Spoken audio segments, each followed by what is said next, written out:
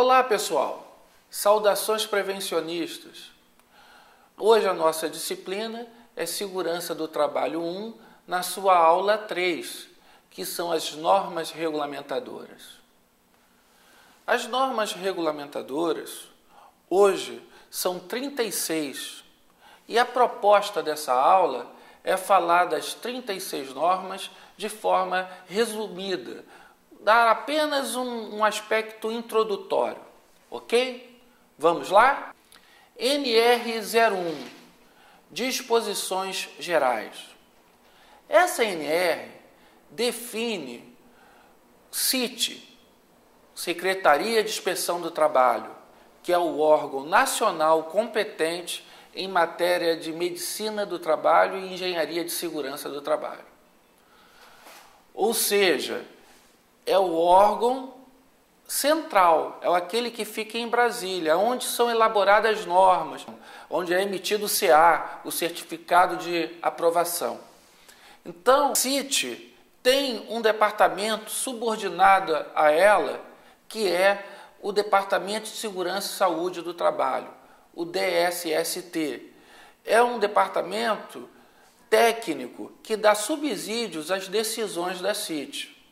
A CIT, a Secretaria de Inspeção do Trabalho, está subordinada ao Ministério do Trabalho e Emprego. E é, como eu disse, o órgão nacional competente em matéria de medicina do trabalho e engenharia de segurança. Já o SRTE, também definido por essa norma, a Superintendência Regional do Trabalho e Emprego, é o órgão regional competente em matéria de engenharia de segurança e medicina do trabalho.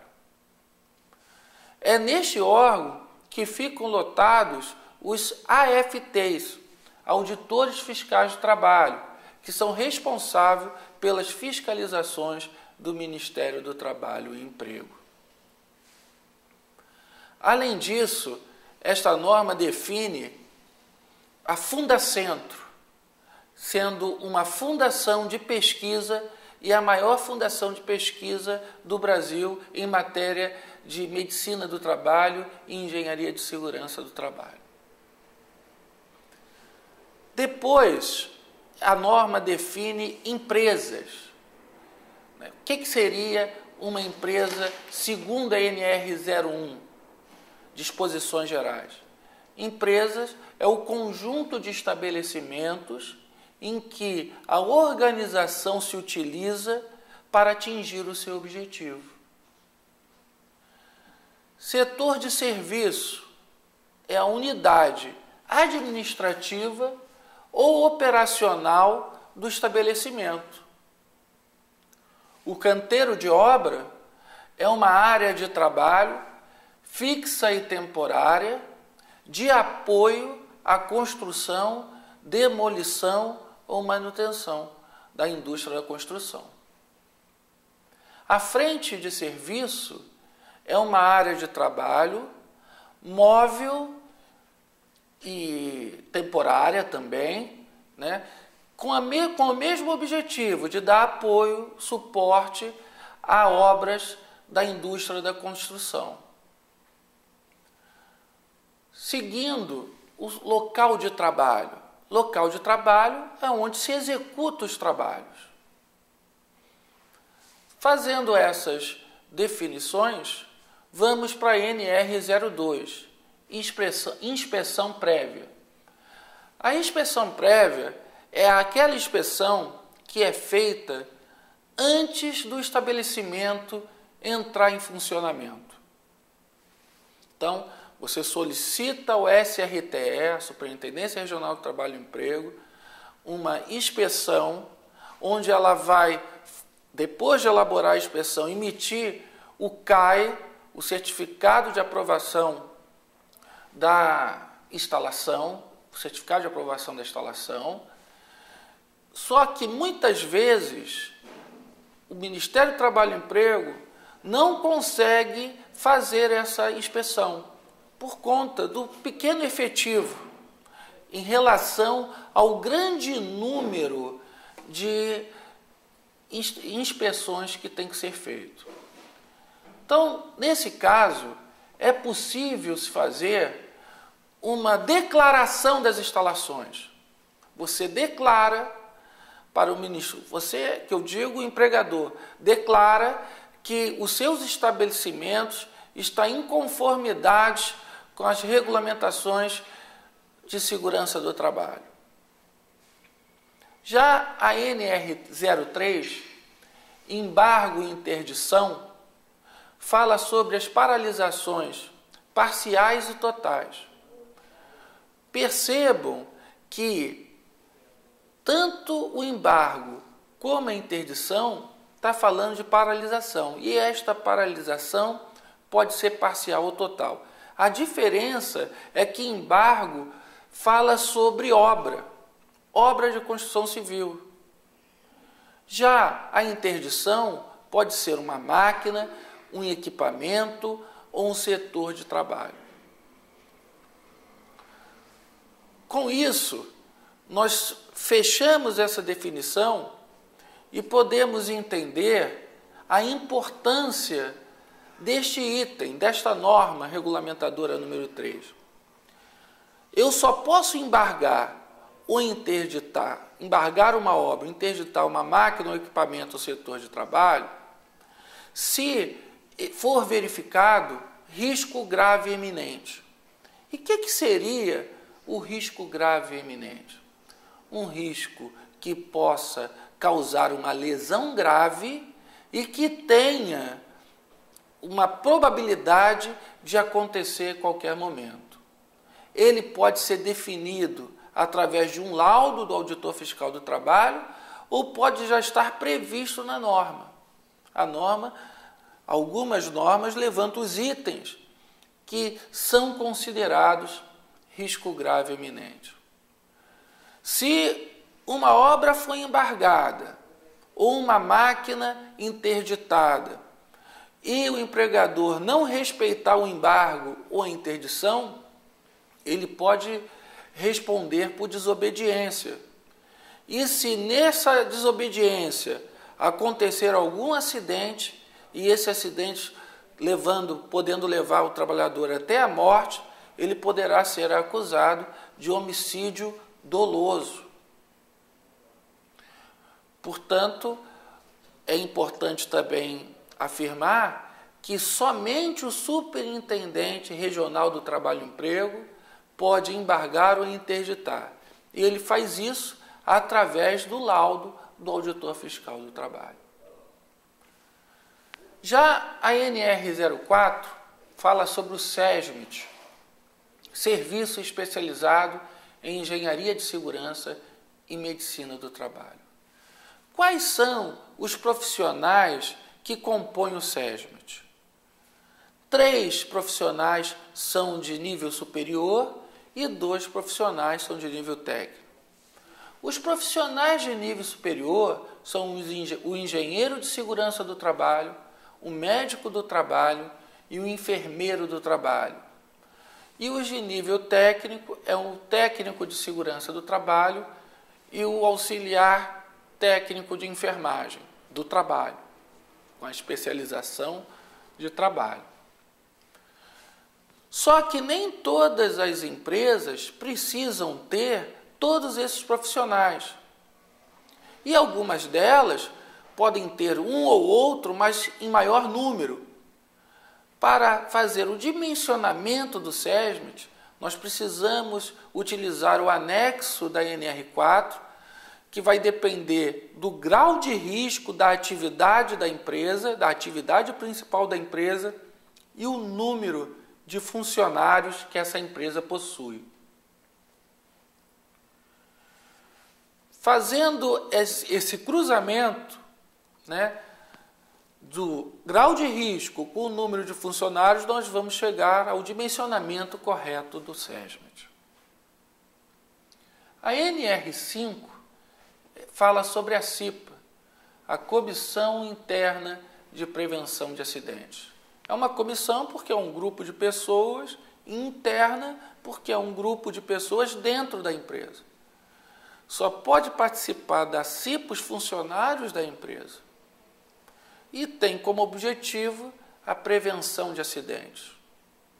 A CIPA é considerada paritária, porque o número de representantes do empregado é o mesmo do representante do empregador. Só que os representantes do empregador é por este designado, e os representantes dos empregados são escolhidos através de uma votação, de um escrutínio secreto, né? Onde os trabalhadores votam em seus colegas, escolhendo assim quem será os seus representantes.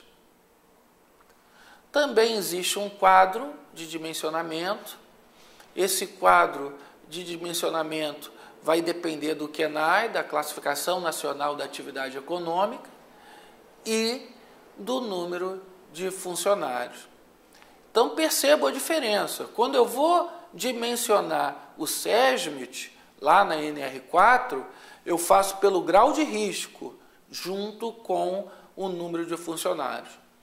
Já o dimensionamento da CIPA é pela Classificação Nacional da Atividade Econômica, cruzando com o número de funcionários. A NR6 fala dos equipamentos de proteção individual.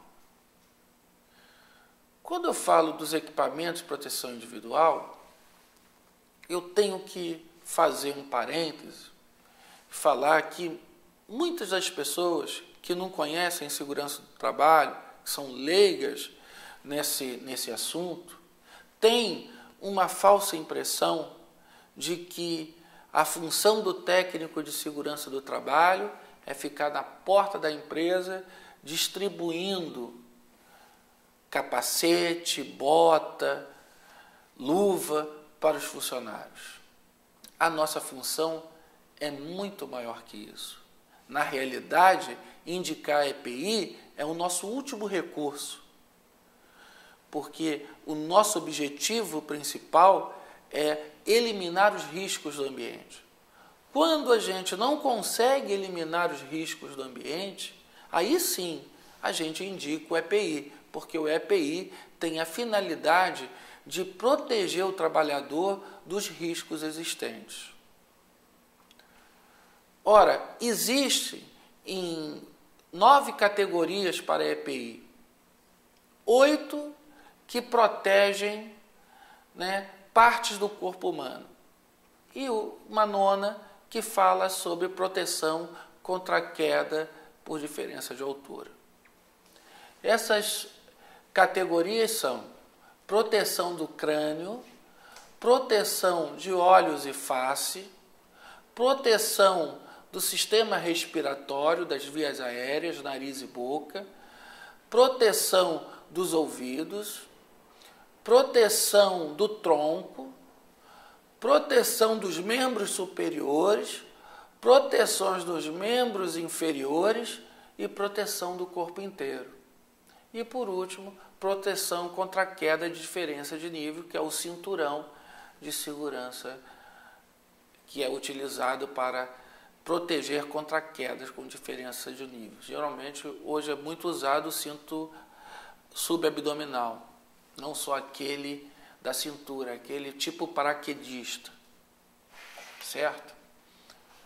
Com isso, podemos ir para a NR7, o Programa de Controle Médico e Saúde Ocupacional, o PCMSO. Essa norma, ela define que 5 exames são obrigatórios, ou seja, os exames de saúde obrigatórios no ambiente laboral.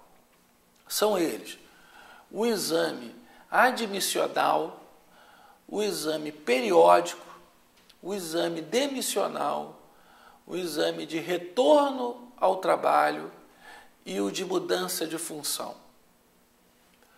O exame admissional tem que ser feito antes de o profissional iniciar suas atividades e ser contratado. Justamente esse exame é para falar se o profissional está apto ou não para ser contratado.